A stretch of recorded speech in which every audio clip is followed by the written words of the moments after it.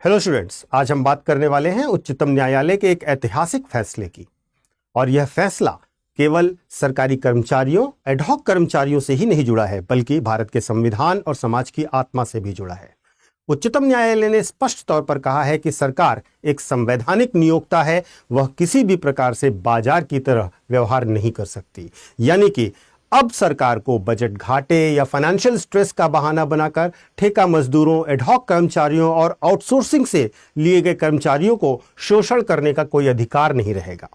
सोचिए, लाखों करोड़ों युवा और कर्मचारी सालों से एडहॉक पर काम कर रहे हैं, कॉन्ट्रैक्ट पर काम कर रहे हैं, हर रोज वही काम करते हैं, वही जिम्मेदारी निभाते हैं, लेकिन वेतन उन्हें आधा मिलता है और हक लगभग ना के बराबर मिलता है। ये किस प्रकार का इंसाफ है? सरकार जिस पर यह जिम्मेदारी है संविधान की कि वो नागरिकों को सम्मानजनक जीवन दे, वही सरकार अगर मार्केट प्लेयर की तरह व्यवहार करे, कॉस्ट कटिंग के नाम पर टेम्परेरी एम्प्लॉयज रखे और उन्हें समान वेतन तक ना दे, समान कार्य के लिए समान वेतन, जो कि एक सैद्धांतिक तौर पर हमारे संविधान की मूल आत्मा से जुड़ता है, तो क्या संविधान का सपना नहीं टूट जाता? उच्चतम न्यायालय ने स्पष्ट तौर पर कहा कि आउटसोर्सिंग को एक्सप्लॉयटेशन का हथियार नहीं बनाया जा सकता। तो दोस्तों, ये मामला सिर्फ नौकरियों का नहीं है, ये उस सिस्टम की पोल खोल रहा है जो सालों साल से किसी को टेम्परेरी बताकर उससे परमानेंट का काम ले रही है। यह कॉन्स्टिट्यूशनल मॉरलिटी और सोशल जस्टिस का भी सवाल है। केवल और केवल आप फाइनेंशियल स्ट्रेस के नाम पर इंसाफ को नहीं कुचल सकते, और यह शब्द उच्चतम न्यायालय के हैं। मतलब सरकार को बजट घाटे की आड़ में जनता की मेहनत और जनता के हक को छीनने का अधिकार नहीं है। इसी मुद्दे पर आज हम चर्चा करेंगे। सरकार संवैधानिक नियोक्ता है, बाजार नहीं। इसमें हम क्या क्या बात करेंगे? सबसे पहले विवाद की जड़ पर बात करेंगे, उच्चतम न्यायालय की मुख्य टिप्पणियों पर बात करेंगे, आउटसोर्सिंग और एडहॉकिज्म की हकीकत पर बात करेंगे, प्रशासन और राजनीति पर असर की बात करेंगे, और उसके बाद संवैधानिक और यूपीएससी दृष्टिकोण की बात करेंगे। सेशन के अंत में हमेशा की तरह अभ्यास प्रश्न भी आपको दिए जाएंगे, जिस पर आपको उत्तर बताना होगा कमेंट बॉक्स में। सेशन को शुरू करने से पहले हमेशा की तरह मैं अपना टेलीग्राम चैनल आप सबको बताता हूं, यूपीएससी मेंटोर पंकज सर। इसे ज्वाइन कर लीजिए। इसे ज्वाइन करने के बाद आपके जो भी डाउट्स या क्वेरीज होंगे वो हम सॉल्व कर सकेंगे। और दूसरी चीज़ यह है कि आपको मेरे सारे वीडियोस के लिंक इसी टेलीग्राम चैनल पर भी मिल जाया करेंगे। तो शुरू करते हैं आज का वीडियो। सबसे पहले इसका बैकग्राउंड क्या है, कहाँ से ये मामला उठा। वास्तव में Uttar Pradesh higher secondary education का जो सर्विस कमीशन है, वहाँ का ये मामला है। रोजगार पाने वाले मजदूरों ने स्थायी नौकरी और बराबर वेतन की मांग की। आयोग ने कहा कि हमारे पास ना तो पैसा है और ना ही वैकेंसी है। मामला सुप्रीम कोर्ट पहुंचा। सुप्रीम कोर्ट में जस्टिस विक्रमनाथ और जस्टिस संदीप मेहता की बेंच ने यह ऐतिहासिक फैसला दिया। उच्चतम न्यायालय ने यह कहा कि आउटसोर्सिंग कोई ढाल नहीं है जिससे सरकार अपनी संवैधानिक जिम्मेदारियों से बच सके। इसके बाद उच्चतम न्यायालय ने बहुत महत्वपूर्ण टिप्पणियां की जो आपकी राइटिंग में भी काम आ सकती हैं, और आगे जब भी आप मेंस का उत्तर लिख रहे हो वहां पर इन चीजों को एज अ कोट भी आप मेंशन कर सकते हो। सरकार के लिए उच्चतम न्यायालय ने कहा कि सरकार एक संवैधानिक नियोक्ता है, सिर्फ मार्केट प्लेयर नहीं है। बजट घाटे और फाइनेंशियल स्ट्रेन को इंसाफ रोकने का बहाना नहीं बनाया जा सकता। लंबे समय तक किसी से अस्थायी मजदूरी कराना और उसे स्थायी न करना एक प्रकार का शोषण है। संवैधानिक अनुशासन यानी कि कॉन्स्टिट्यूशनल डिसिप्लिन हर फैसले का आधार होना चाहिए। सरकार को पारदर्शी रजिस्टर, मास्टर रोल और एस्टैब्लिशमेंट रिकॉर्ड हमेशा रखना ही होगा। तो ये उच्चतम न्यायालय की बहुत कठोर टिप्पणियां हैं जो कि सरकार के लिए की गई हैं। अब हमें यह भी समझना चाहिए कि आउटसोर्सिंग और एडहॉकिज्म की क्या हकीकत है। तो अगर हम बात करें तो सरकारी विभागों में लाखों कर्मचारी दैनिक वेतनभोगी या संविदा पर या आउटसोर्स से लिए जा रहे हैं। वे सालों से काम कर रहे हैं, लेकिन न तो वेतन उन्हें पूरा मिलता है, ना ही सुविधाएं पूरी मिलती है। इनफैक्ट उन्हें आधा वेतन ही मिलता है। परमानेंट कर्मचारी अगर वही काम कर रहा है तो उसे पूरा वेतन मिल रहा है, सोशल सिक्योरिटी बेनिफिट्स मिल रहे हैं, पेंशन मिल रही है, लेकिन टेम्परेरी एम्प्लॉयज के लिए नहीं है। इससे न सिर्फ कर्मचारी शोषित होते हैं बल्कि लोक प्रशासन पर, सरकारी प्रशासन पर जनता का भरोसा भी टूटता है। उच्चतम न्यायालय ने स्पष्ट कहा है कि लंबे समय तक टेम्परेरी लेबल लगाकर काम कराना जनता के भरोसे और संविधान दोनों के साथ खिलवाड़ है।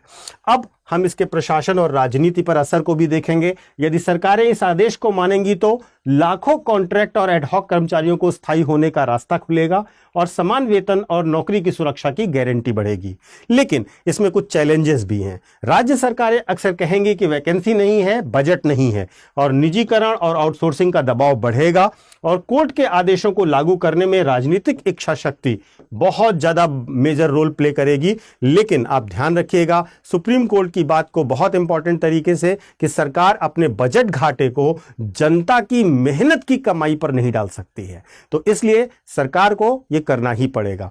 हालांकि इसके बहुत सारे और भी प्रोज एंड कॉन्स होंगे, लेकिन हम इसके संवैधानिक और यूपीएससी के दृष्टिकोण को अगर देखें तो संविधान का अनुच्छेद 14 जो कानून के समक्ष समानता की बात करता है, अनुच्छेद 16 जो सार्वजनिक रोजगार में समान अवसर देने की बात करता है, अनुच्छेद 21 जो गरिमापूर्ण जीवन का अधिकार देता है, नीति निर्देशक सिद्धांतों यानी कि डीपीएसपी में आर्टिकल 39D जो समान कार्य के लिए समान वेतन का प्रावधान करता है, ये सारे के सारे अनुच्छेद इस मुद्दे से सीधे जुड़ते हैं। और हमारे संविधान का मूल दर्शन भी सामाजिक न्याय है जो आपको प्रियम्बल में मिल जाएगा। यूपीएससी के लिए अगर हम देखें तो प्री और मेंस में राज्य में श्रम के संबंध में जो संवैधानिक प्रावधान है वो आपको देखने चाहिए। नैतिकता के पेपर यानी जीएस पेपर 4 में न्याय, भलाई, श्रम की गरिमा के बारे में आपको देखना पड़ेगा, और जीएस पेपर 4 में कल्याणकारी योजनाएं और शासन संबंधी मुद्दों में ये टॉपिक कवर होगा। तो इस प्रकार ये जो फैसला है ये बहुत क्रांतिकारी फैसला है, और ये फैसला दिखाता है कि उच्चतम न्यायालय सिर्फ कानून नहीं बल्कि संविधान और सामाजिक न्याय का भी प्रहरी है। लेकिन अब जिम्मेदारी सरकारों की है कि वे इस आदेश को जमीन पर कैसे लागू करें। साथियों, ये सवाल केवल रोजगार का नहीं है, सवाल है संविधान और संविधान की मूल आत्मा जो सामाजिक न्याय पर आधारित है उसका। अगर सरकार संवैधानिक नियोक्ता है तो उसे मजदूरों के साथ संवैधानिक व्यवहार करना ही होगा, वो बाजार की तरह उनके साथ का व्यवहार नहीं कर सकती। अब देखने वाली बात यह है कि क्या यह आदेश कागज तक सीमित रह जाएगा या वास्तव में करोड़ों लोगों की जिंदगी बदलेगी।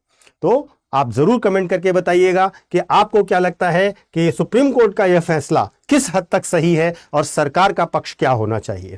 आगे बढ़ते हैं, और एक इंपॉर्टेंट अनाउंसमेंट है कि जो बच्चे 2026 के लिए यूपीएससी की तैयारी कर रहे हों और यूपीएससी का टारगेट लेकर चल रहे हों, इसके साथ साथ उन्होंने अगर अब तक कोई बैच ज्वाइन नहीं किया है तो उनके लिए बहुत बेहतर अवसर है कि वे हमारा बैच ज्वाइन कर लें, जिसकी लास्ट डेट 31 अगस्त है।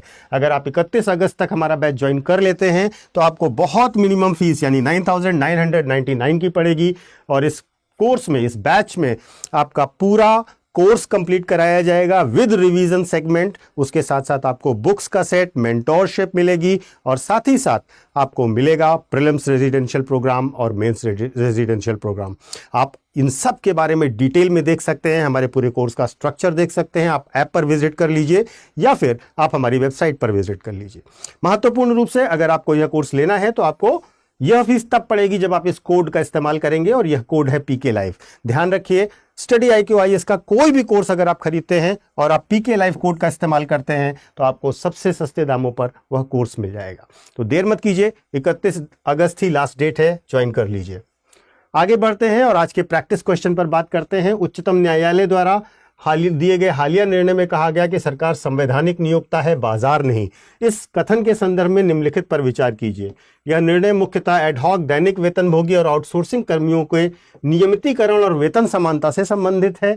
पॉइंट नंबर 2, सुप्रीम कोर्ट ने स्पष्ट किया है कि वित्तीय संकट और प्रशासनिक न्याय संगतता और समान अवसर को दरकिनार करने का आधार नहीं हो सकता। पॉइंट नंबर 3, यह निर्णय संविधान के अनुच्छेद 14, 16 और 21 की संवैधानिक गारंटियों से जुड़ा हुआ माना जा सकता है। यह निर्णय सीधे तौर पर संविधान की निरंतरता और परिवर्तनशीलता से संबंधित मूल सिद्धांत संरचना, जो बेसिक स्ट्रक्चर डॉक्ट्रिन है, उस पर आधारित है। आपको बताना है उपरोक्त चारों में से कौन सा सही है। 1, 2 और 3, 2 और 4, 1 और 4 या 1 2 3 4? अपना उत्तर कमेंट करके अवश्य बताइएगा और साथ ही साथ अपनी राय भी हमें अवश्य दीजिएगा। आपके कमेंट्स का इंतजार रहेगा। Thank you so much.